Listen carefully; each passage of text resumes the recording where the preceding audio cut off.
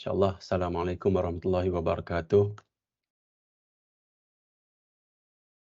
Bismillahirrahmanirrahim.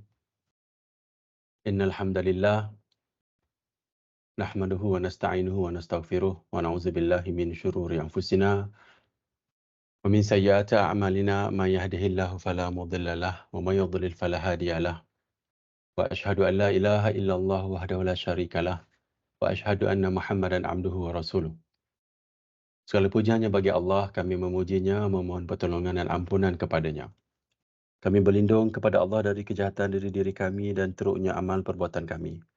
Barang siapa yang Allah beri petunjuk, maka tidak ada yang dapat menyesatkannya, dan barang siapa yang Allah sesatkan, maka tidak ada yang dapat memberinya petunjuk. Saya bersaksi bahawa tiada ilah yang berhak diibadahi dengan benar kecuali Allah semata. Tidak ada sekutu baginya, dan saya bersaksi bahawa Nabi Muhammad SAW adalah hamba dan rasulnya. Ya ayyuhallazina amanu taqullaha haqqa tuqatih wa la tamutunna illa wa antum muslimun. Wahai orang-orang yang beriman, bertakwalah kepada Allah dengan sebenar-benar takwa kepada Allah kepadanya, dan janganlah kamu mati kecuali dalam keadaan muslim. Surah Ali Imran ayat 102. Ya ayuhan nasu taqu rabbakumul ladzi khalaqakum min nafsin wahidatin wa khalaqa minha zawjaha wa batha minhuma rijalan katsiran wa nisaa'a wattaqullaha alladzi tasaaluna bihi wal arham innallaha kana 'alaikum raqiba. Wahai manusia, bertakwalah kepada Rabbmu yang telah menciptakan kamu dari diri yang satu, yakni Nabi Adam, atuk kita lah. Dan Allah menciptakan pasangan, yakni nenek kita Hawa, dari dirinya.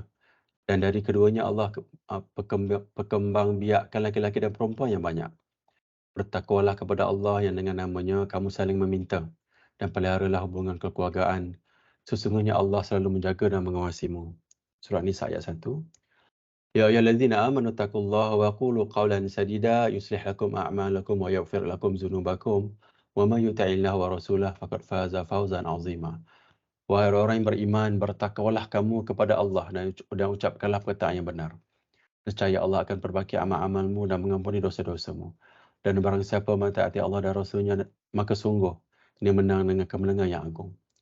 Amma ba'du, fa inna asdaqal hadithi kitabullah wa khairal hadi hadi Muhammadin sallallahu alaihi wasallam. Wa syarrul umuri muhdatsatuha fa inna kulla muhdatsatin bid'ah wa kulla bid'atin dhalalah wa kulla dhalalatin finnar. Sesungguhnya sebenar-benar perkataan adalah kitabullah, yakni Al-Quranul Karim, dan sebab baik petunjuk adalah petunjuk Nabi Muhammad SAW, yakni sunnah yang sahih. Seburuk-buruk perkara adalah perkara yang diadakan dalam agama, dan setiap yang diadakan dalam agama adalah bid'ah. Setiap bid'ah adalah sesat, dan setiap kesesatan tempatnya dalam neraka.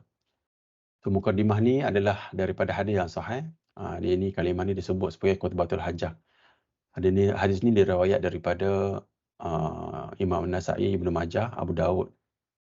Dan inilah antara sunnah yang kita baca sebelum ataupun semasa memulakan majlis lah. Cuma dalam sesi hari ini, sebab hari ini saya akan uraikan bab, saya ambil keratan ataupun gambar-gambar hadis daripada kitab ni, kitab karangan Syekh Albani. Ada dalam 10 hadis ni, termasuk dalam bab ikhlas. Bab ikhlas ni adalah dalam satu hadis yang saya akan baca nanti, dia sebut Nabi berkata yang iman tu ikhlas lah. So dia katakan hurai jugalah antara maksud dua mukadimah ni. So kita tak pergi detail lah yang ni. Pergi pada terus ke format tazkirah. Pertama kita akan cerita lagi ulang dan ulang tentang pentingnya ilmu dan pentingnya ilmu yang sahih, sebab memang nak every time kita ada sesi tazkirah, kita nak ulang-ulang supaya dekat dengan kita lah. Dan tazkirah ni maksud dia adalah peringatan kan, kita nak beringat tentang pentingnya ilmu yang sahih. Sebab hari ni kita tengok apabila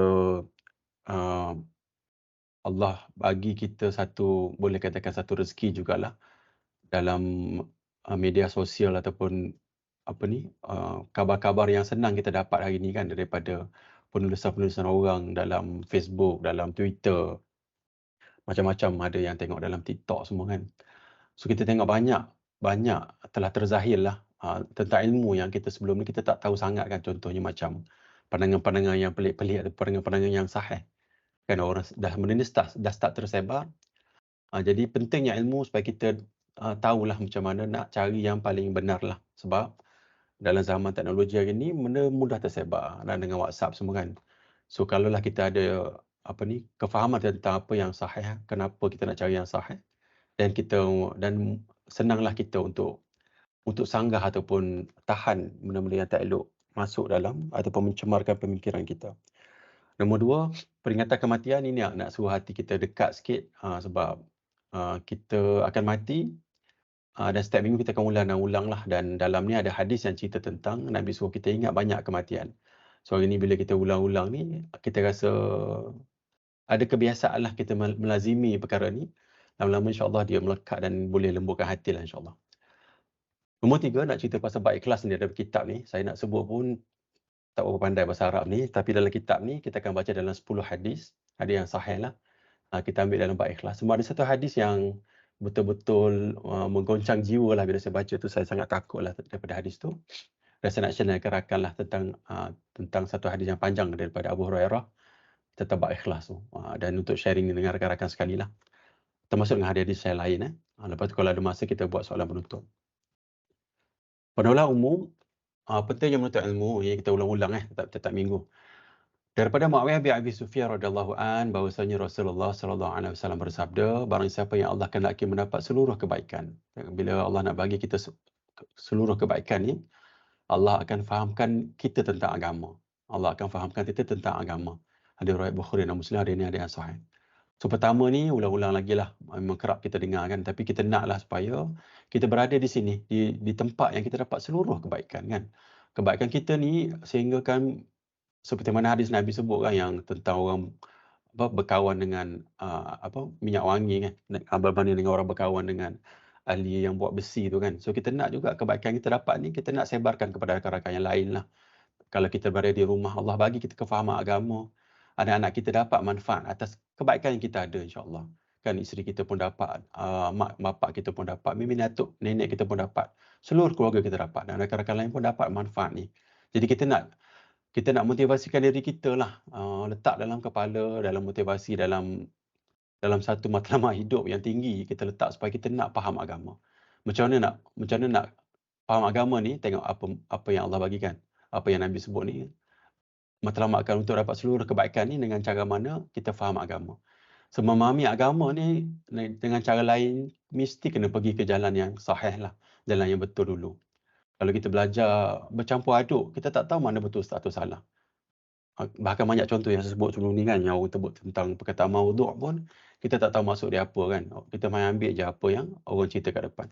Dan antara benda yang besar yang saya tengok daripada pengalaman hidup saya, dan kita ni bukannya belajar agama dari kecil kan, dah tua-tua baru nak faham kan. Tapi insya-Allah, Allah bagi jalan kepada orang yang nak cari agama. Kadang-kadang kita tengok orang di depan kita ni dengan bacaan Arab dia dengan fasih kan, dengan macam-macam lah, kita jadi takjub. Dan kadang-kadang kita rasa gap. Ruang ilmu tu, gap ilmu sangat tinggi dan takut kita nak bertanya. Sehingga kita rasa ketakjuban tu buatkan kita rasa dia betul. Kadang kita rasa dia ni betul lah sebab dia. And then kadang kita tanya, dia jawab perkara yang kita rasa tak dapat kita fikir kan, dia cerita benda-benda yang sangat tinggi. Kita rasa, oh, ilmu tinggi. Tapi agama bukan begitu. Agama memang, kalau kita baca hadis-hadis sahih, ada hadis yang Nabi sebut, agama ni Nabi nak suruh orang ni mudahkan urusan agama. Dan Nabi pun katakan adilun yusra kan, agama ni mudah. So, kadang-kadang kita terperangkap di situ kan. Jadi, sebagai motivasi diri kita untuk kita carilah ilmu yang sahih tu, cari yang belajar yang sahih dulu. Sebab apa kita nak dapat seluruh kebaikan ni kan. Dapat seluruh kebaikan, insya-Allah kita akan selamat. Dunia pun selamat. Confirm akan banyak ujian lah atas dunia ni. Tapi yang paling penting, ujian yang banyak ni bila kita meninggal nanti, kita tak ingat dah ujian atas dunia yang banyak, yang susah payah ni. Sebab nikmat ataupun kebaikan Allah bagi selepas mati, sampai kita boleh lupa daripada hadis yang kita baca itu kan, yang Allah ambil orang paling susah atas dunia, Allah celupkan dalam syurga. Dia tak ingat dah apa dalam kepayahan di atas dunia. Kita setara mana payah kalau banding dengan orang yang paling susah, tak susah pun kan kita ni. InsyaAllah. Pertama, nak bagi motivasi diri kita supaya kita tuntutlah ilmu cara yang sahih. Jangan ambil ilmu yang bercampur aduk. Kecuali dijelaskan status lah. Ini dhaif, ini palsu. Dan tengoklah kajian-kajian orang supaya dia menajamkan akal kita lah. Kita lebih kritis tentang apa yang kita baca. Nak lagi benda yang bekal kita selepas mati kan, apa lagi kan, macam tu. Kedua, lepas kita faham agama, kita cuba belajar agama, kita pergi kepada nak berdakwah lah. Kita naklah berdakwah. Pertama tadi yang belajar agama tu adalah untuk kita dakwah diri sendirilah. Kalau tengok pada hadis yang nombor 2 ni, dari Sa'ad bin Sa'ad radhiyallahu an bahwasanya Rasulullah sallallahu alaihi wasallam bersabda kepada Ali radhiyallahu an, "Demi Allah, sekiranya Allah memberikan hidayah kepada seseorang melalui dirimu." Maknanya kitalah dakwah dia. Tapi Allah yang takdirkan, sebab hati adalah urusan Allah. Kita cuma usaha untuk dakwah dia lah. Dan dakwah ni bukannya setakat sebut sekali, dah lah aku dah sebut. Kita cubalah sebab kasihan belas kita kepada orang tu. Contoh, mak kita ke, orang dekat dengan kita kan, mak kita ke, ayah kita ke, tiba-tiba kita nampak dia buat benda yang syirik. Sebagai contoh lah kan. Supaya kita boleh relate dengan kehidupan kita kan. Kita dah belajar agama, kita tahu, oh, benda ni syirik ni, katalah dia belajar ilmu silat ke apa kan, yang apa, tumbuk bakar minyak, tak membakar semua tu kan. Tapi lafaz agama, Al-Quran keluar kan. Dalam konteks tu ada benda yang sangat-sangat tak kena dengan agama. Sebab agama ni dia bukan macam tu, dia bukannya keajaiban. Dan bila benda-benda yang pelik-pelik ni berlaku, mesti ada benda yang mistik lain yang buat. Most probably kalau saya daripada faham salah, dia datang daripada benda lain lah. Unsur-unsur yang bukan daripada benda yang benar lah. So kadang-kadang tempat tu dia mengandungi unsur syirik. Contoh, sebagai contoh, kita tahu benda tu berlaku dan kita sayang ayah kita kan. Dan kita cuba nak ubah dia, bukannya ubah ayah kita ni nak ubah dengan kekerasan, tak begitu. Kita cubalah ajar, bagi tahu, lembut, solat biar dia nampak jemaah kan. Bagi hadiah dekat dia, ambil hati ayah kita kan. Lama-lama ayah kita kata, anak aku ni lain macam lah sekarang ni kan. Dah berubah dah, dulu memanglah lebih teruk pada aku. Dulu memanglah sangat teruk. Sekarang dah berubah anak kita, anak dia lah, 3-4 tahun dah berubah. Lama-lama dia kata, Allah, tak apalah, dia kata, ayah dengarlah betul lah apa yang anak, katalah anak tu nama Muhammad ke apa kan. Tak apalah, abah kata betul lah Muhammad ni. Abah nak berubah lah, betul lah abah, mamak cakap ni. Dan dah buka ruang. Kalau tengok pada konteks tu kan, tengok apa yang Nabi kata ni kan. Demi Allah, sekiranya Allah memberikan hidayah kepada seseorang melalui dirimu. Tengok contoh yang tadi, maknanya lama lah kan. Dan kita ni kalau ikut dakwah ni kena banyak kesabaran lah.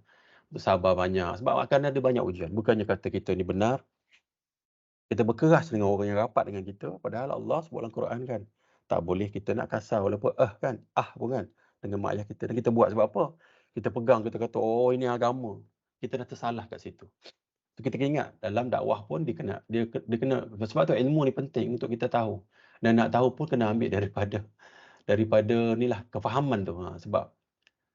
Sebab kalau kita tak faham, kita akan jadi keras dalam perbuatan kita, tidak ada hikmah, kurang hikmah kat situ. Tengok hadis ni, itu lebih baik bagimu daripada membawa oleh unta merah. Maksudnya barang yang paling berharga di riwayat Bukhari dan Muslim. So bila berdakwah ni pula, sebab Allah, Nabi nak suruh kita ada motivasi lah bila kita dah faham agama, dakwah kita ni, sabarlah sedikit kan. Ada benda yang memang kita boleh kontrol terus kan. Katalah anak kita, isteri kita, mungkin boleh terus dia berubah. Benda-benda yang maksiat, yang bukan apa ni, yang maksiat lah, yang boleh yang tak kena daripada konteks agama, dan kita sayang kepada dia, kita nak ubah dia. Dan ada benda yang memang perlukan masa yang panjang, mungkin 10 tahun, 5 tahun, beberapa bulan macam. Sebab orang yang kita nak dakwah ni, dia dah hidup lama kan dengan keadaan begitu, dan kadang-kadang teguran-teguran tu, peringatan-peringatan tak berlaku kepada dia, ataupun memang berlaku, mak dia memang teguh dulu, dia memang kepala batu kan, tak dengar, hati batu, kepala keras ni, tak dengar pada mak dia. Lama-lama kita buat kan, sebab metodologi dulu mungkin lain, dan sekarang dia datang kat kita dapat, kita dah faham agama, kita cuba dakwah, kita ambil jangka masa yang panjang, kita dari sudut psikologi lah, bagi tu buat kebaikan, lama-lama dia berubah insya-Allah. Tapi kalau tak berubah pun dapat pahala lah. Cuma dalam konteks ni Nabi kata, sekiranya Allah memberikan hidayah kepada seseorang melalui dirimu, sangat baiklah. Ini maknanya benda yang paling berharga pada waktu zaman Nabi dulu. Jadi nak motivasikan diri kita lah. Pertama, kita carilah ilmu yang benar-benar sahih tu. Lepas tu, nak belajar yang lain boleh teruskan. Sebab faham dulu apa yang benar-benar betul daripada Nabi. Kalau tidak, nanti kalau kita belajar bercampur-campur aduk, tak tahu mana betul salah, main sebar je hadis, dengan hadis sebar, rupanya palsu. Bila dah palsu melekat pada diri kita nak justify apa yang dah kita ajar dulu, kita pun ambil pandangan-pandangan yang syaz ni, yang pelik-pelik ni, ya kan? Bandingan palsu dengan ada ulama, dan yang ada yang ustaz kata kan, ada ni khilaf, ada ulama kata palsu, ada ulama kata tak palsu. Dia ambil. Kita pun jadi pening. Tapi kalau orang yang faham, dia kata, ini masalah besar ni, rosak agama ni, macam tu. Nombor 2, bila dah faham tu, kita cuba dakwah. Sebab belah kasihan kita kepada orang lain bila kita dah faham kan. Kita tengok Nabi, betapa susahnya dia. berdakwah untuk tariklah keluarga-keluarga yang rapat dengan sahabat-sahabat handai dia kan, masyarakat-masyarakat dia. Sebab Nabi tahu kebenaran tu atas apa yang Allah bagi dan dia tahu apa balasan dia kalau tak ikut apa yang Allah dah tetapkanlah macam tu. Nombor 2 ni nak sebut lagi, anjuran berdakwah ni yang tadi saya dah cerita sikit kan. Ada ujian dia kita baca kan. Daripada Mus'ab bin Sa'id radhiyallahu an rahimallah, daripada seorang tabi'in daripada ayahnya, ia berkata, "Wahai Rasulullah, manusia manakah yang paling berat ujiannya?" Baginda sallallahu alaihi wasallam bersabda, "Para nabi kemudian semisal dengannya. Seseorang itu akan diuji sesuai dengan keadaan agamanya." Maknanya orang tu kalau lah iman dia tinggi, maknanya banyaklah ujian dia. Kan? Ujian ni pula bukannya ujian yang dia buat untuk sakiti orang lain ataupun dia yang sebenarnya punca masalah, bukan. Ujian dia berpegang kepada Allah dan Rasul yang sahih tadi kan, dan dia cuba untuk dakwah ataupun untuk pertahankanlah amanah ataupun wasiat daripada Nabi kan. Sebab tu ujian dia banyak. Sebab manusia ni selalunya bila kita berada lama-lama, even zaman Nabi lagi kan, Nabi kan duduk di kalangan masyarakat. Masyarakat ni dia tertarik kepada benda yang tak elok. Macam tu, masyarakat ni akan tertarik kepada benda yang tak elok. Samalah kalau tengok pada zaman Nabi Ibrahim dulu sampai Nabi Muhammad kan. Nabi Ismail kepada Nabi Muhammad. Hari ni pun sama, dah jauh daripada Rasulullah kan, dah jauh sangat. Kalau tengok orang-orang hari ni, yang orang memang ramai nak agama.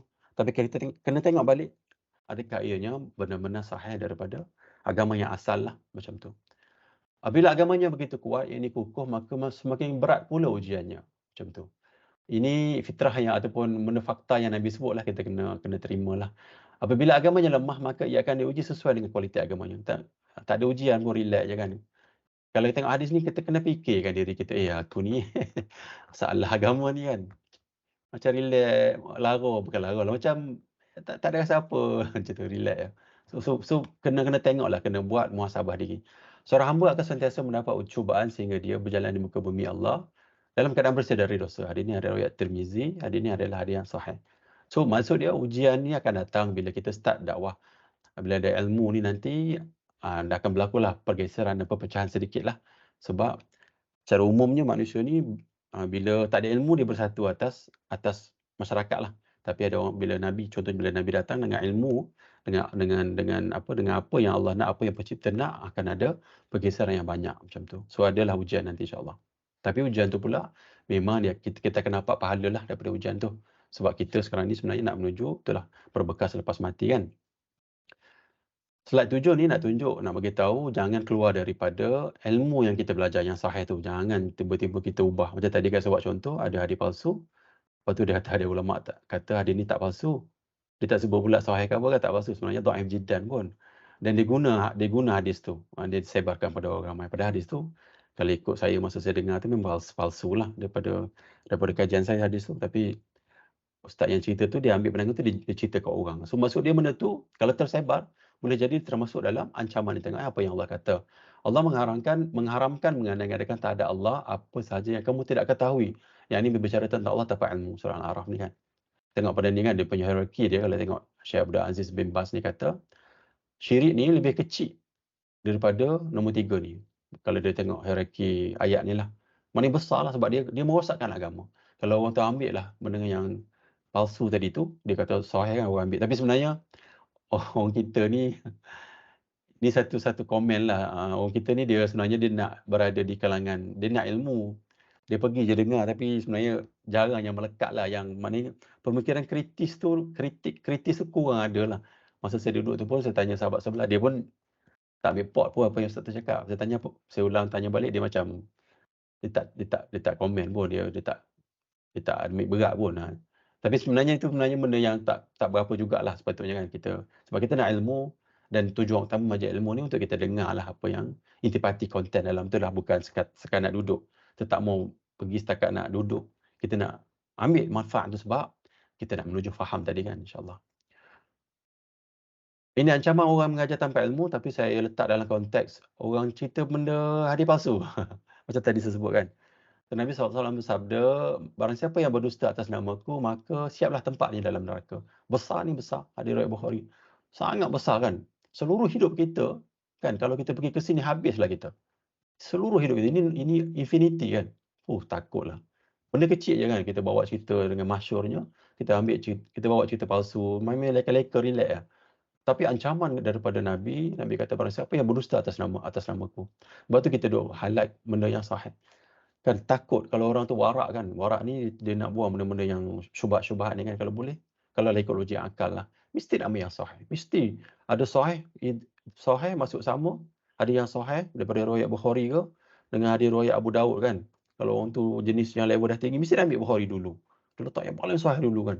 Sebab dia nak ambil yang paling betul lah, maksud dia macam tu. Walaupun dua-dua tu benar, betul. Kalau nak tengok level macam tu. Tapi kita dhaif, palsu, masih lagi samar-samar kan. Padahal ancaman ni berlaku kepada Nabi, tujukan kepada semua orang. Hadis nombor 2, Nabi SAW bersabda, barang siapa yang berkata atas namaku yang mana aku tidak pernah mengucapkannya, maka siaplah tempat dalam neraka. Sangat menakutkanlah. Dia kena ingatlah sebab banyak benda yang betul atas dunia ni yang bagus-bagus kan. Tapi tak semua benda yang bagus-bagus tu Nabi sebut. Banyaklah benda yang baik atas dunia ni tapi tak semua Nabi sebut. Nabi mungkin sebut tapi dalam konteks lain. Nabi mungkin sebut dari secara umum. Jadi kalau kita nak ambil nama Nabi, kita sebut nama Rasulullah SAW kan, kita sebut perkataan tu, itu adalah daripada jadi palsu.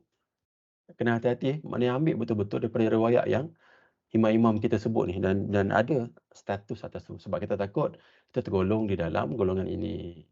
Okey. Kedua, kita nak cerita tentang kematian. Serius ni, topik-topik serius ni kan, benda-benda tentang ilmu yang sahih. Janganlah cerita benda-benda yang apa ni, kita tak ada ilmu, kita cerita je kan, walaupun ada ilmu tapi ilmu yang silap pun cerita juga, termasuk dalam ancaman ni. Satu lagi, jangan cerita benda-benda yang tak pasti daripada Nabi. Kalau tak pasti cakap saya tak tahulah, jangan sebarkan dan kita sebar. Serius ni kan, benda-benda serius. Lepas tu kita nak cerita lagi serius tentang kematian kan, sebab kita nak amalkan hadis ni. Rasulullah SAW bersabda, perbanyakkanlah ingat pemutus kelazatan, yakni kematian. Hadis ni riwayat An-Nasa'i, Imam An-Nasa'i, Imam Tirmizi, Imam Ibnu Majah, Imam Ahmad Ambal lah. Hadis ni adalah hadis yang sahih menurut Syekh Albani. So hari ni kita baca, kita letak dalam slide ni adalah dalam konteks sedang praktis hadis ni lah. Hadis ni kata, Nabi kata, perbanyakkanlah ingat pemutus kelazatan, yakni kematian. Kita nak ingat matilah kejap ni, dalam 2-3 minit ni kan, kita cerita tentang kematian lah. Daripada Ibnu Umar radhiyallahu an, ia berkata, saya pernah bersama Rasulullah SAW. Lalu seorang Ansar mendatangi beliau, ia memberi salam dan bertanya, wahai Rasulullah SAW, mumi manakah yang paling baik? Beliau SAW bersabda, yang paling baik akhlaknya. Pertama, sahabat ni bertanya, dia datang jumpa Nabi, dia bagi salam, dia bertanyalah, mumi manakah yang paling baik? Nabi kata, yang paling baik akhlaknya lah. Lalu mumi manakah yang paling cerdas, yang paling cerdik? Dia kembali bertanya. Beliau SAW bersabda, yang paling banyak ingat mati. So, kita nak ambil lah perkataan Nabi ni kan. Nabi kata, Nabi telah mengesahkan yang orang yang paling cerdik adalah orang yang paling banyak ingat mati. So, kita ingat mati, baca sekejap ni kan, sebab kematian ni dia memang turn off benda dunia ni kan. Tak seronok kita dengar pasal kematian ni sebab dia turn off sangat. Tapi agama nak kita ingat mati sebenarnya, sebab kalau kita ingat mati, dia akan bentuk jiwa kita secara halus lah. Dan kita, motivasi hidup kita berubah nanti macam tu. So Nabi kata, sahabat ni tanya kan. So Nabi kata, yang paling banyak ingat mati dan paling baik dalam persiapkan diri untuk alam berikutnya. Jadi kita tengok dalam konteks ni, sama dengan apa yang saya sebut tadi lah. Yang paling baik ini adalah yang paling sahih lah, yang paling berkualiti. Amalan yang paling berkualiti adalah amalan yang benar-benar sahih daripada Nabi. So kita nak ambil yang grade yang paling tinggi daripada amalan kita. Kita tak naklah pergi ke masyarakat nanti tengok alamak, ada 10% je daripada pahala yang asal kan. Sebab kita faham banyak pada bid'ah. Kalau boleh ada orang, contohnya lah, mungkin amalan dia tak banyak tapi semua sahih. Daripada amalan dia penuh. Another one ni 80% amalan dia banyak tapi 10% dia yang sahih. Tapi nampaklah kewarakan dia kan. Patutnya kalau ikut saya lah kan, pada pandangan saya, patutnya orang agama yang kuat agama ni kan patutnya bukannya berpakaian jubah apa semua tu. Orang yang agama ni macam kita lah, yang kerja, yang duduk. Dia pun ikut benda yang sahih kan. Dan akhlak dia yang sahih kan. Dia bercakap pun daripada akhlak yang sahih. Dia selalu disandarkan kepada ilmu dia bila kita bercakap, bila dia berinteraksi dengan orang ramai kan. Dan tiba waktu solat, dia pergi solat macam tu lah. Yang paling baik dalam persiapkan diri untuk alam berikutnya. Kena ingatlah, orang yang paling cerdik ni adalah orang yang paling ni. Nabi kata itulah mereka yang paling cerdik ni lah. Paling cerdas ni adalah orang yang paling banyak ingat mati pertama. Dia ingat mati, nombor 2 dia paling baik, paling bagus. The highest quality dia ambil untuk amalan dia. Untuk amalan dia sebagai bekal selepas mati, macam tu. Ada ni riwayat Ibn Majah, ada ni adalah hadis hasan daripada Syekh Albani, menurut Syekh Albani. Okey, ni perjalanan kita, panjang ni perjalanan kita ni, banyak ni, tapi sebenarnya banyak ni pun, ini penentu dia kat sini. Kita lah sekarang ni lah penentu dengan kesibukan dunia kita ni kan. Sekejap. Dengan kesibukan kita hari ni, padahal singkat je, dan masa kita bersama ataupun mengingati kematian ni ataupun membuat bekal ni, sekejap je sebenarnya. Kan tengok dalam 4 jam kita kerja ni kan, macam-macam benda yang lara kan kita buat kan. Balik rumah dah lambat pagi. So ambillah peluang, kita pause kejap, kita nak nasihatkan diri kita lah, dan kita nak berbekal, insya-Allah tak rugi sikit pun tak rugi. Kita akan rugi dalam ni sebab Allah sebut dalam Quran banyak kan tentang orang yang rugi selepas mati. Kita tak nak jadi orang yang rugi, kita cuba. Dan memang kita akan rugi. Surah Wal Asr tu kan, kita Allah beritahu kan manusia dalam kerugian kan, kecuali ada 2 golongan tu kan. So adakah kita berada di 2 golongan tersebut? Tidaklah, tak sangat pun, sebab kita motivasi kita banyaknya menuju ke dunia lah. Sebab tu kita ada tazkirah ni, kita nak supaya kita ingat mati. Orang yang memang motivasi dia ke akhirat, dia akan berbeza lah cara hidup dia. Dan bila urusan dunia ni pun dia akan berbeza. Dia akan berlawan arus dengan motivasi dunia orang lain lah. Kalau kita tengok, orang lain mungkin dunia dia motivasi macam-macam kan. Dia tidak, dia pelik sikit. Dia jadi ghuraba. Dia jadi terasing sikit lah, macam tu. Tapi kita memang memotivasikan dunia sebab sekeliling kita yang kontrol kita. Kan gaji lah ni, motivasi kita kat situ. Tapi ada saya jumpa sahabat-sahabat yang sangat baguslah, dia memang motivasi dia, saya tengoklah, nampak daripada perbuatan dia, daripada pandangan dia, daripada percakapan dia, memang dia nak ke akhirat, ada yang macam tu. Sepanjang perjalanan ni panjang, tapi stay sikit dekat sini. InsyaAllah kita buat sesi ni untuk ingatkan kita lah, dan insyaAllah daripada pahala ni pun jadi bekal, dan kita naklah kita ni dakwah pula ke anak-anak kita, mak ayah kita, daripada apa yang kita faham kan. Kita nak ke syurga dan mereka juga dapat manfaat. Kita nak semua pergi ke sini sebab tak boleh fikir oleh akal lah. Tak boleh langsung terfikir oleh akal. Kalau lah ada orang pergi ke sini. Kalau daripada logik akal kita lah kan. Kita sakit sikit, berdemam sikit, Allah. Dengan dapat COVID, Allah. Ini sangat-sangat ceritanya apa?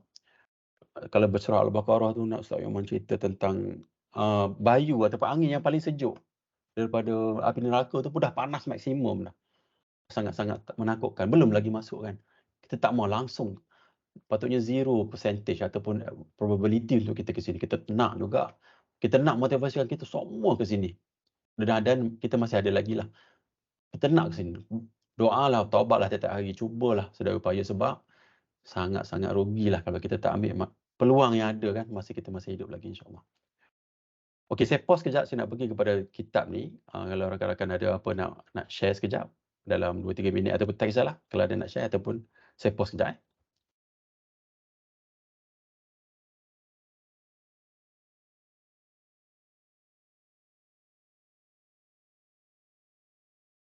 Okay, kalau tak ada, kita pergi kepada 9.30 9.30 dah. Kepada kitab ni yang saya tu buka dekat buku-buku berabuk buku kan. Buka ke buku, tengok dah baca kitab ni, kata bagus ni, boleh buat apa ni, boleh share lah dengan rakan-rakan dalam sesi ni. So ni kitab Sahih Al-Targhib, apa tiada bahasa Arab ni. Wal Tarhib ni kitab hadis-hadis sahih tentang anjuran dan janji pahala dan ancaman dosa. So kitab ni ada 5 kitab ikhlas, sunnah, ilmu, tarah dan solat ni. Kita tengok yang kitab ikhlas je dulu sebab ada satu hadis bila saya belik-belik tu, satu hadis yang sangat menyentuh jiwa lah kalau saya baca tu. Dan saya memang baca memang tengah ingatlah hadis tu. Dan dalam event hadis tu Imam Bukhari, Abu Hurairah sahabat Nabi tu dah memang pengsan dia baca hadis tu. So memang kalau kita nak, boleh imagine kalau dia macam tu, kita pun bila dengar tu biarlah kita ada perasaan lah sedikit kan, tersentuh sedikit lah dengan, sebab kita kan kata kita cinta sahabat kan, orang yang kita cinta kan, sahabat Nabi, mak kita, contoh mak kita, tiba-tiba sebab buat contoh mak tu sebab orang yang dekat dengan kita kan, tiba-tiba mak kita jatuh tangga kan, sakit. Kalau tengok reaksi kita kan, terus tinggalkan apa saja yang tengah buat ni, terus balik je kan. Kan majoriti orang macam itulah. Sama jugalah bila kita dengar Allah sahabat Nabi sampai pengsan baca hadis ni. Allah, dan perasaan tu kita nak semailah dalam jiwa kita dan itulah menunjukkan kecintaan kita kan. Kalau kita nak cinta kepada sahabat yang kita memang sebut-sebutlah kita cinta kepada sahabat Nabi dan kita nak baca hadis tu supaya memberi bekaslah dalam jiwa kita kan. Topik ni pertama bab ikhlas ni. Hadis 1 dan 2, dia ni ada yang sahih daripada Abu Firas, seorang lelaki dari Aslam berkata, seorang lelaki berseru sambil bertanya, "Wahai Rasulullah, ya Rasulullah, apa itu iman?" Dan berjawab ikhlas. Ini saya nak relatekan dengan apa yang kita baca daripada awal tadilah yang khutbah Hajjah tu kan. Ada sebut tentang iman lah semua tu. Dan iman ni kalau tengok Nabi kata dia ada ikhlas lah. So kita nak kena seluruh, even kalimah syahadah tu pun nak cerita seluruh apa um, kehidupan dan agama kita, pegangan kita, kepercayaan kita semua kepada Allah Ta'ala kan begitu. Nombor 2, Abu Hurairah radhiyallahu anhu berkata, Rasulullah SAW bersabda, manusia hanya dibangkitkan sesuai dengan niat mereka. Jadi ini hadis sahih li ghairi. Sahih li ghairi maksudnya sahih perkataan, lafaz perkataan dia sahih. Diriwayatkan oleh Ibnu Majah dengan sanad yang hasan. So dalam kitab ni, Syekh Albani ni ada komen lah setiap tulisan daripada kitab yang asal ni. Kitab ni adalah karya Al-Imam Al-Hafiz Ibnu Hajar Al-Asqalani lah. Salah seorang ulama besar kita kan. So Syekh Muhammad Albani ni dia komen atas hadis yang ditulis lah. Cuma dalam ni dia letak hadis yang sahih. Hadis 3, saya rasa ada komen lah. Saya tak letak. Okey tak. Kita pergi kepada hadis 3. Hadis 3 ni hadis yang saya sebut. Nombor 2 ni saya tak cerita sikit kan. So nombor 2 ni yang macam kita baca kitab daripada hadis Imam Nawawi tu kan, innamal a'malu binniyat tu. So manusia ni pun sama kalau tengok hadis ni. Hadis ni Nabi kata manusia akan dibangkitkan sesuai dengan niat mereka. So kita hari ni tengoklah kalau tengok kat sini kan. Apa niat kita sebenarnya atas dunia ni kan. Niat kita ni bukannya kita boleh lafaz kita yang nak komedi kita sendiri, tak. Kita kena tanya diri kita sejujur-jujurnya sebab niat ni dia reflect kepada perbuatan. Ada orang dia kata niat dia baik tapi perbuatan itu teruk. Macam contoh surah Al-Baqarah kan. Allah sebut tentang orang yang kata kan, yang dia kata ayat dia, kami hanya berbuat baik kan. Padahal sebenarnya dia membuat kehancuran kan. Dalam surah Al-Baqarah Nabi sebut. So ayat dia yang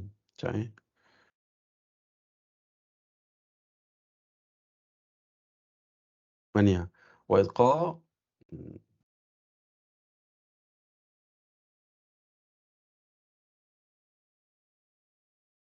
wa idza qila lahum la tufsidu fil ardi qalu innama nahnu muslihun. Dan apabila dikatakan kepada mereka, janganlah kamu membuat kebencanaan dan kerosakan di muka bumi. Mereka menjawab, sesungguhnya kami orang-orang yang membuat kebaikan. Surah Al-Baqarah ayat 11 ni kan. Kadang-kadang kita memang sebut macam tu kan. Kita sangka kita buat benda baik. Tapi maksud dia saya nak relate yang tadi. Kadang kita rasa niat tu baiklah. Tapi perbuatan tu merosakkan benda lain kan. Ataupun dizalimi benda lain. So kita kena tengok balik. Perbuatan kita tu selari tak dengan apa yang Allah dan Rasul nak lah. So kalau tengok daripada hadis ni, Nabi kata, kita ni akan dibangkitkan atas niat kita. So kita tak mau perasan lah kita nak letak diri kita dari konteks yang realiti yang sebenar kan.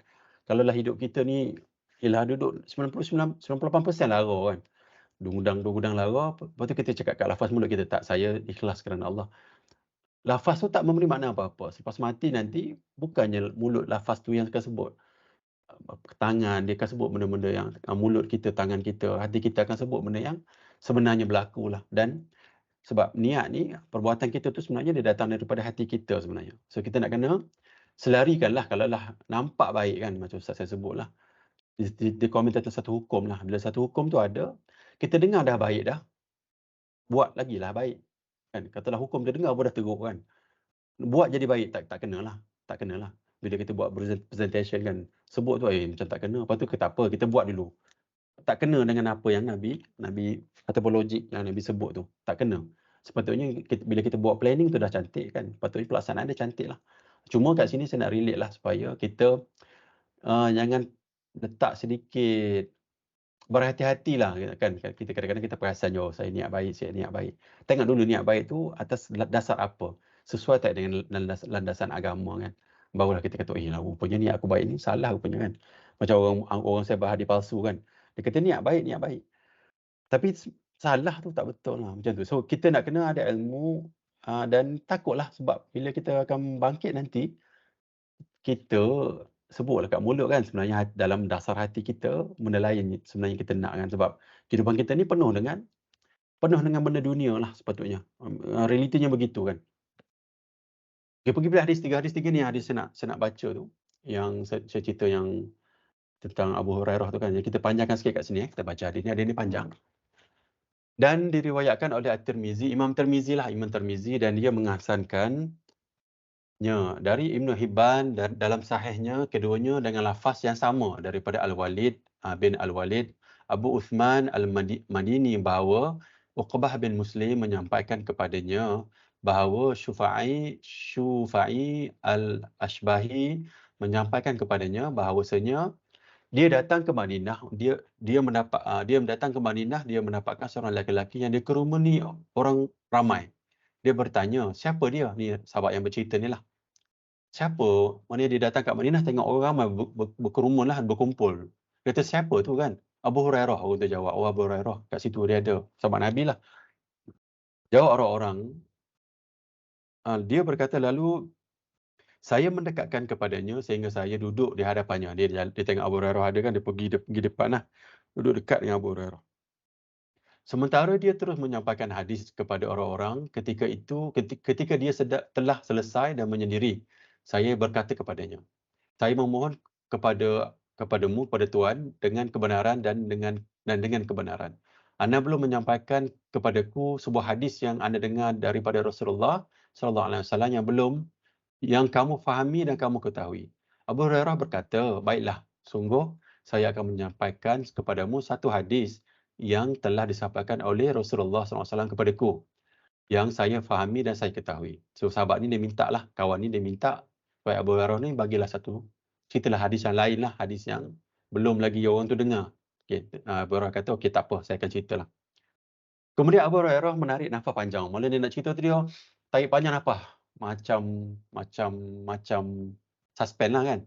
Lagi berat sampai hampir pengsan. Maknanya hadis yang nak cerita ni Abu Hurairah ni, bayangkanlah kalau saya sebut tadi kan ni, katalah orang ni kita sayang lah kan. Macam mak kita yang kita sayang atau ayah kita. Tiba-tiba tengok Allah, duduk pening kepala kan. Punyalah risau dia nak baca. Macam mana perasaan kita kepada orang kita sayang. Maknanya benda ni patutnya bagi impact lah kepada kita kan. Tengok Abu Hurairah nak cerita benda yang sangat-sangat berat lah. Sangat-sangat memberi kesan kepada dia. Kami diam. Kemudian dia tersadar. Dia tarik nafas tu. Dia macam nak pingsan, dia pun duduk. Duduk diam. Tersadar tengah duduk ke belakang macam tu. Dia berkata, sungguh, saya akan menyampaikan kepadamu satu hadis yang disampaikan oleh Nabi SAW kepadaku pada ketika aku dan beliau berada di rumah ini. Maknanya dia duduk, Nabi dengan dia duduk, dua orang je masa tu. Nabi bercerita dekat dia. Tidak ada seorang lain selain saya dengan Nabi lah SAW. Kemudian Abu Hurairah menarik nafas panjang lagi berat. Kemudian dia bersandar dan mengusap wajahnya. Maknanya suspend ni. Hadis ni sangat berat ni. Dan memang berat pun kalau kita baca nanti. Dia berkata, baiklah, sesungguh saya akan menyampaikan kepadamu sebuah hadis yang disampaikan oleh Nabi SAW kepadaku ketika saya dan bersama Nabi di rumah ini. Tidak ada orang lain selain saya dan Nabi lah. Kemudian Abu Hurairah menarik nafas lebih berat dan panjang. Lalu dia terjatuh atas wajahnya. Sampai macam tu sekali suspend dia. Memang nak sebut dia payah lah. Maksud dia sangat-sangat menakutkan lah macam tu. Ataupun terkesan kepada hati Abu Hurairah tu. Radhiyallahu an. Saya menahannya cukup lama. Kemudian dia tersedar, dia berkata Rasulullah menyampaikan kepadaku. Maknanya dia, orang tadi tu, sahabat tadi tu, rakan tadi tu pegang Abu Hurairah kan lama. Sebelum dia tenangkan diri dia lah untuk bagi tahu hadis tu. So Abu Hurairah pun bagi tahu Rasulullah SAW menyampaikan kepadaku bahawa sesungguhnya pada hari kiamat Allah turun kepada semua hamba, kepada para hamba untuk memberi keputusan di antara mereka. Masing-masing umat berlutut. Kita duduk di situ, kita berlutut semua. Kena imagine macam itulah. Orang-orang yang pertama kali dipanggil adalah orang yang mengumpulkan Al-Quran. Pertama Allah panggil masa tu, di mahsyar nanti, orang yang mengumpulkan Al-Quran. Orang yang terbunuh di jalan Allah, ada orang yang hartanya melimpah. Allah berfirman kepada qari yang pandai baca Quran, bukankah aku telah mengajarkan kepadamu apa yang telah aku turunkan kepada Rasulku? Dia menjawab, dia cerita kepada orang yang pandai Quran tadi itulah. Benar wahai Rabbku. Allah bertanya, apa yang kamu lakukan terhadap apa yang diajarkan kepadamu? Dia menjawab, saya menegakkan di tengah malam dan siang. Allah berfirman, kamu dusta. Malaikat juga berkata kepadanya, kamu dusta. Allah berfirman, kamu ingin agar digelari Al-Qari dan itu telah dikatakan. Maknanya orang yang baca Quran tu sebenarnya niat dia ni sebab ikhlas kan. Niat dia baca Quran tu bukan sebab kerana Allah, bukan tak ikhlas kerana Allah, sebab dia nak menunjukkan orang ramai. Dan kalau tengok pada ayat ni kan, Allah bila berada di mahsyar nanti, orang pertama Allah panggil adalah bukannya orang ahli maksiat. Orang ni nak belajar Al-Quran, belajar agama ni. Kita hari ni mungkin belum lagi lah level, yelah, adalah pun kan kadang-kadang duk baca Quran kuat-kuat kat surau. Niat kita tu apa sebenarnya? Kalau orang betul-betul takut kepada Allah, niat dia jadi lain, perbuatan jadi lain kan. Dia tengok hadis Nabi, tengok Quran. Quran larang untuk kita bising semua-semua tu kan.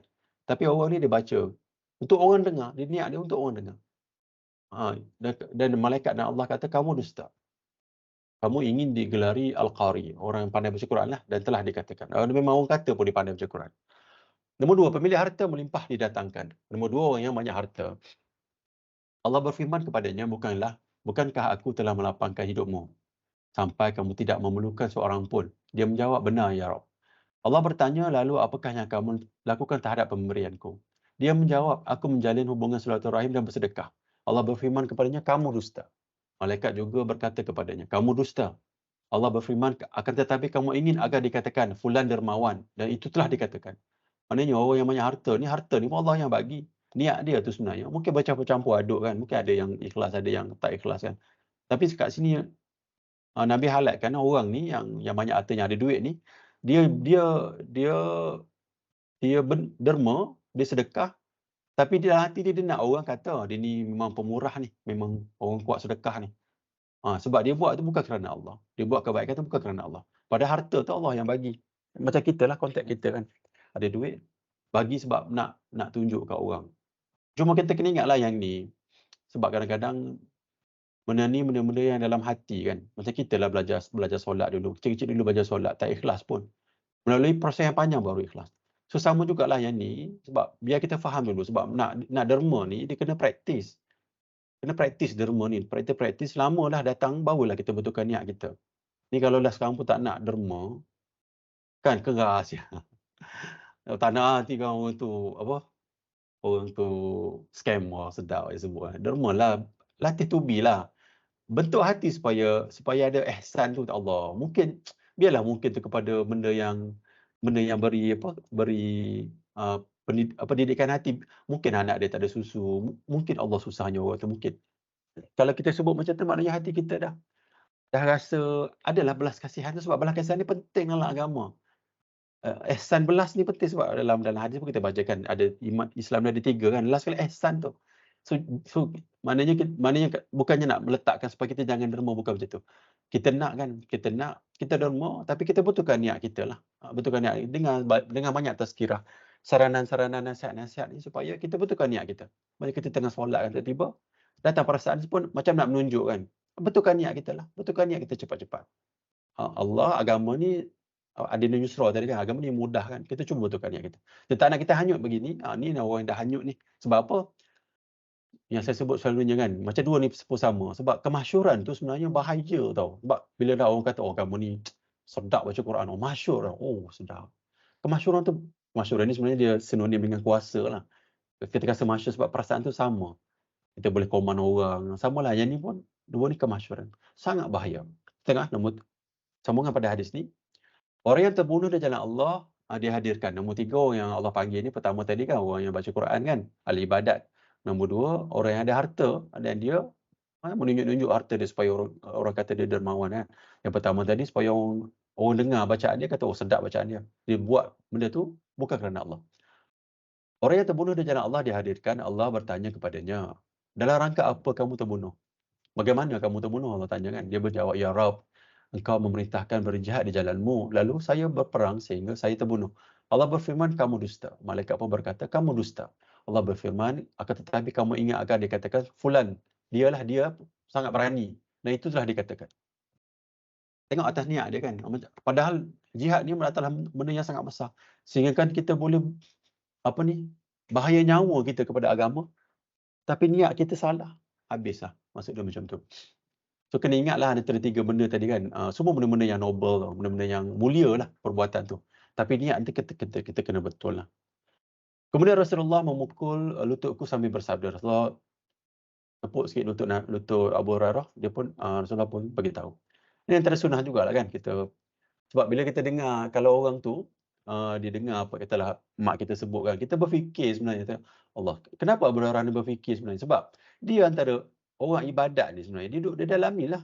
Ada pengalaman dia baca Quran kuat, mungkin niat dia tak begitu. Tapi dia kata, alamak, boleh jadi kan kita kadang-kadang tak sure niat kita kan. Kita baca Quran dekat depan kan, sebab dah biasa buat. Kadang-kadang kita kata, niat saya sebenarnya ni jadi imam ni, sedap-sedap baca ni, kadang-kadang kan kita terpesong juga kadang-kadang kan, syaitan datang semua kan. Sama jugalah orang yang derma semua-semua ni kan. Kadang-kadang terpesong. Takut kita termasuk dalam golongan ni. Mungkin ada sedikit, mungkin adalah 5% kan.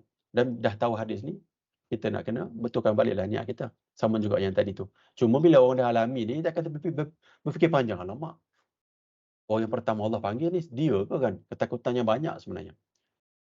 Kemudian Rasulullah SAW memukul lututku lalu bersabda, wahai Abu Hurairah, 3 orang itu adalah makhluk Allah yang pertama yang dibakar oleh api neraka pada hari kiamat. Oh, sangat scary yang menakutkan hadis ni. Al-Walid Abu Usman Al-Madini berkata, Uqbah memberitakan bahawa kepada Sufailah yang datang kepada Muawiyah dan memberitakan ini kepadanya. Abu Usman berkata, ini panjang ni, sekejap saya tak baca kot yang bawah ni, baca yang atas je ya. Bawah ni dia cerita. Kemudian menangis. Okey, saya bacalah. Menyampaikan kepada aku bahawa dia adalah Al-Ghajjum Muawiyah, ni tukang bunuh Muawiyah lah. Dia bekerja macam orang di penjara lah kan, yang rotan orang ataupun tukang hukum membunuh semua tu kan. Dia berkata lalu seorang lelaki datang kepadanya dan menyampaikan ini kepadanya daripada Abu Hurairah. Muawiyah berkata, mereka telah diperlakukan demikian, lalu bagaimana dengan manusia yang lain? Kemudian Muawiyah menangis dengan keras sampai kami mengira dia teruklah, sangat-sangat teruklah dia menangis tu. Kami berkata, orang ini telah datang kepada kami membawa keburukan. Kemudian Muawiyah tersadar dan mengusap wajahnya. Dia berkata, Allah dan Rasulnya benar. Barang siapa yang menghendaki kehidupan dunia dan perhiasannya, nescaya kami berikan kepada mereka balasan pekerjaan mereka di dunia dengan sempurna. Dan mereka di dunia itu tidak akan dirugikan. Itulah orang-orang yang tidak memperoleh akhirat. Kecuali neraka dan lenyaplah akhirat itu apa yang telah mereka usahakan di dunia dan sia-sialah apa yang telah mereka kerjakan. Dia baca surah ni, surah Hud ni kan.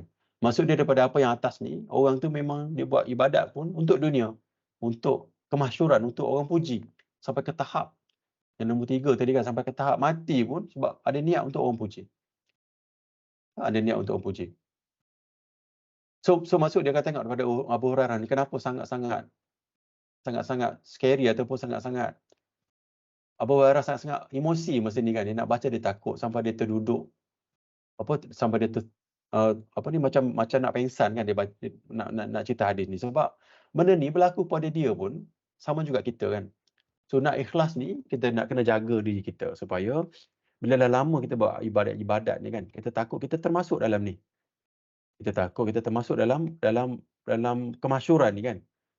Baca Quran sedap, orang puji sedap, kita pun start baca sedap lah. Sedap kan. Lepas tu orang puji-puji dan niat kita dah lari.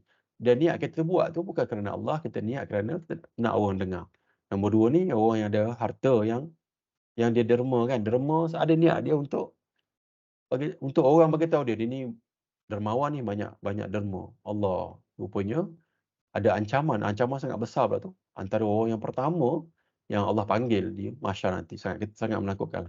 Nombor 3, sampai ke orang yang nak berjihad jalan Allah pun ada juga hati dia nak suruh orang kata dia ni berani. Jadi daripada hadis nombor 3 ni kan, baru nombor 3 kan, ambillah iktibarlah peringatan kepada saya jugalah dan juga rakan-rakan supaya hati-hati sikitlah dalam bab ikhlas ni. Kita nak, sebab amalan ibadat yang kita buat ni kerana Allah, kepada Allah kita nak kan. Kita nak macam itulah, sebab kita tak nak nanti kita leka kan, terhanyut dengan kemasyhuran ni. Ataupun kita dah buat banyak ibadat ni, syaitan bisikkan, kita rasa lalai kan. Kita naklah kita kembali betulkan niat kita baliklah atas ibadat yang kita buat ni insya-Allah. Okay, kita pergi kepada hadis nombor 4. So, hadis ni saya ambil daripada kitab ni, kitab karangan Ibnu Hajar Asqalani ni. So, ni hadis nombor, kita baca hadis nombor 4. Ketika 3 orang dari orang-orang sebelum kalian tengah berjalan, mereka ditimpa hujan sehingga mereka berteduh di dalam sebuah gua dan mereka terkurung di dalamnya. Sebahagian mereka berkata kepada sebahagian yang lain, demi Allah, wahai teman-teman, tidak ada yang dapat menyelamatkan kalian kecuali kejujuran. So, ni faham agama ni.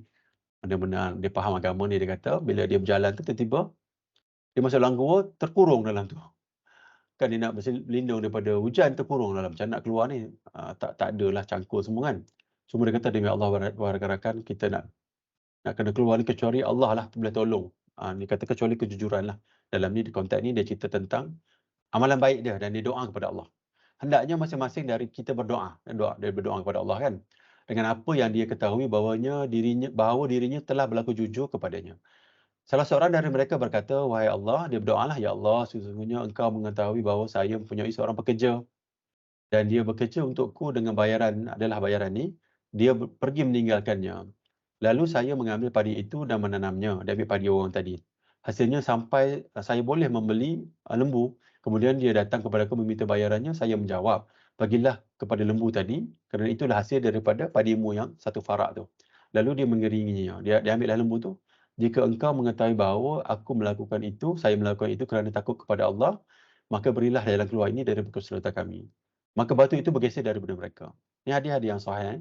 So maksud dia, kalau tengok sini, tapi keadaan kita hari ini ni kuranglah percaya kan, sebab tak berlaku pada kita pun benda ni kan. Kita doa kepada Allah, tiba-tiba Allah bagi keluar daripada jalan tu atau gua tu terbuka. So kalau tengok pada ni, sebenarnya hadis ni nak cerita tentang ikhlas lah, jujur. Dia berdoa, ini antara bab dalam bab berdoa, dalam tajuk apa ni, ada term dia sendirilah yang kita boleh berdoa kepada Allah dan cerita tentang amalan kita, ibadat kita. Macam inilah dia sebut nak ibadat tawasul, bab tawasul ni. Tawasul kepada amalan kita, amalan baik kita, boleh kita buat tawasul kepada, kita doa kepada Allah dan kita dan kita minta apa yang kita nak lah. Cuma dalam konteks ni nak ceritanya, jujurlah orang ni yang cerita ni. Yang Nabi cerita ni, orang ni adalah jujur daripada tindak kata dia jujur. So kalau dia jujur, Allah makbulkan doa dia. So doa dia minta ni bukan doa untuk akhirat ni, doa ketika kepayahan yang sedang berlaku sekarang ni. Disebut kat situ. Okey, pergi pada hadis nombor 5. Dalam lafaz lain Rasulullah SAW bersabda, bertanyalah kepadaku apa yang kalian mahu. Lalu seorang lelaki berseru, ya Rasulullah, apa itu Islam? Nabi menjawab, mendirikan solat dan membayar zakat. Dia bertanya, apa itu iman? Nabi menjawab, ikhlas. Ini ikhlas ni lah. Dalam bab ikhlas ni, antaranya adalah, maksud dia adalah iman lah. Dia bertanya, apa itu yakin? Nabi menjawab, membenarkan. Ada diriwayatkan oleh Baihaqi dan hadis ini adalah mursal. Nanti saya terang yang bawah ni ada nota bawah ni kan. Ini Syekh Albani tulis ni. Okey. So hadis ni, kan tadi bab ikhlas ni sebab dia datang dengan iman tadi. Kalau tengok pada konteks yang ada 3 orang tadi yang Allah Ta'ala panggil first time bila di mahsyar itu kan, sebab dia tak beriman lah kepada Allah. Sebab perbuatan dia tu, walaupun dalam bentuk agama, sebenarnya dia beriman kepada orang tu, dia nak menunjuk kepada orang tu. Sebab dia, dalam hadiah lain Allah sebut, nanti Allah akan minta apa yang dia nak tu, bagi balasan kepada dia di mahsyar nanti. Yang dia nak tunjuk tu kan, macam tadi orang tu, dia baca Quran, dia nak suruh orang dengar, supaya orang kata dia pandai baca Quran kan. Ini perbuatan ni banyak daripada kita. In fact, memang kita promote benda ni dalam bidang kerja kita pun kan. Kadang-kadang dia jadi satu benda yang kepada saya lah. Sebab yang dalam bidang kerja ni bukan bab agama kan. Cuma kadang-kadang dia jadi macam keliru kita. Rasa macam, betul ke boleh buat benda macam ni? Rasalah sebab benda tu memang dianjurkan dalam semasa kerja kan. Tapi dalam bab ibadat ni, Allah sangat tak maulah. Allah nak ibadat tu ikhlas kan. Beriman kita kepada Allah, kita nak ikhlas kepada Allah, bukannya sebab kita buat kerana benda lain lah, sebab itu sangat-sangat merosakkan iman kita lah kan. Dia masuk dalam bab syirik kecil kan. So nombor 2 daripada hadis ni, saya nak sebut ni, kalau tengok daripada kitab yang saya bawa ni kan, yang bagusnya kitab ni, sebab dia ada nota kaki dia yang boleh kita cari, dapat ilmu juga kan. Tengok ni dia katakan, diriwayatkan oleh Al-Baihaqi dari ini mursal. Mursal ni sebenarnya maksud terputus, tapi kalau sahabat yang lebih tahu, bagi tahulah, betulkan saya. Terputus, kalau ikut pada asal hadis ni. Tapi Syekh Albani dia komen kat bawah. Dia kata, begitulah dia berkata, ini berarti Abu Firas Al-Aslami. Ini riwayat. Ni dia punya perawi lah yang last tu. Bukanlah seorang sahabat. Maksud dia, Abu Firas ni dalam konteks jalur perawi ni, yang last ni Abu Firas dan daripada Rasulullah lah. Dia dengar daripada Rasulullah. Ini tidak ada yang mengatakannya yang benar dia termasuk sahabat. So maknanya hadis ni tidak mursal lah. Kalau ikut Syekh Albani ni, bagi daripada ilmu dia kata, hadis ni adalah hadis yang sahih lah. Tidak mursal lah maksud dia. Sebab dia kata kalau ikut asal ni, Al-Baihaqi ni sebut mursal ni adalah sebab hilangnya sahabat dekat tengah tu. Dia ada tabi'in, sahabat tak adalah daripada perawi dia. Okey, boleh baca sebab kenapa saya sebut ni, sebab dapat ilmu yang lain lah kalau kita baca. Kita cari yang sahih kan. Contoh dalam kitab ni adalah kitab yang sahih aja. Dan kitab sahih daripada sahih ni, dia cerita pula status hadis tu kan. Dan kita dapat ilmu yang lain kan. Kita dapat ilmu yang lain kat situ. Sebab itulah kalau nak cari kitab pun, kita cari kitab yang cerita, yang bahas tentang hadis yang kita baca. Yang kita sedang baca macam tu. Dan kita dapat ilmu yang tertinggi lah, yang paling sahih.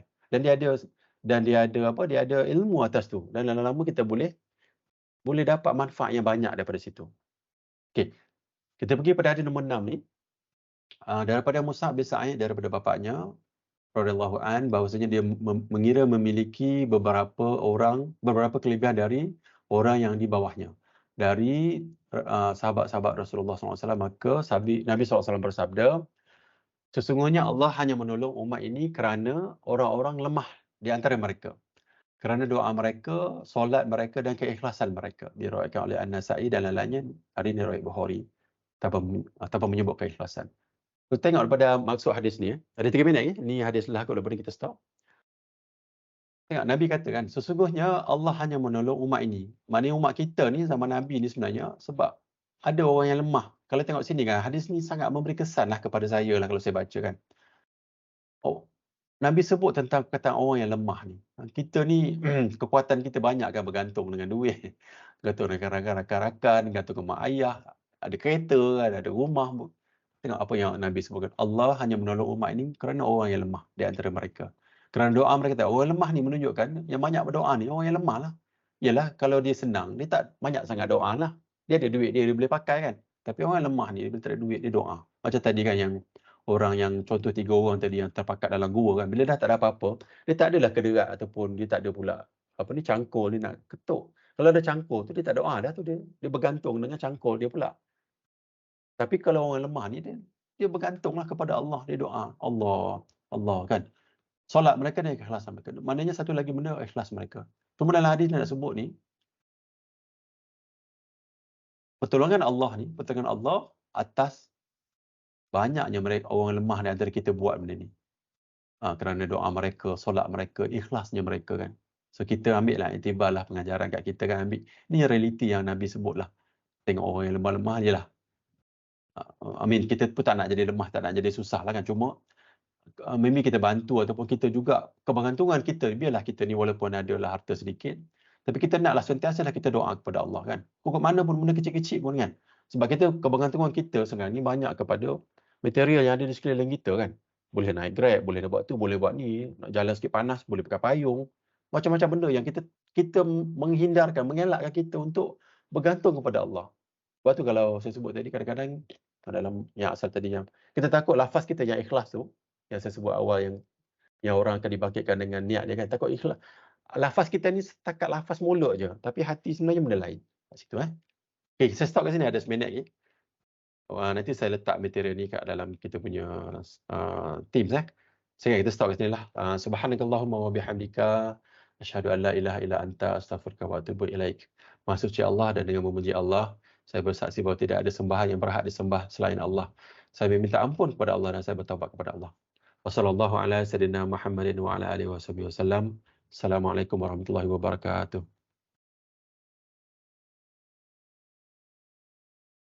Waalaikumsalam.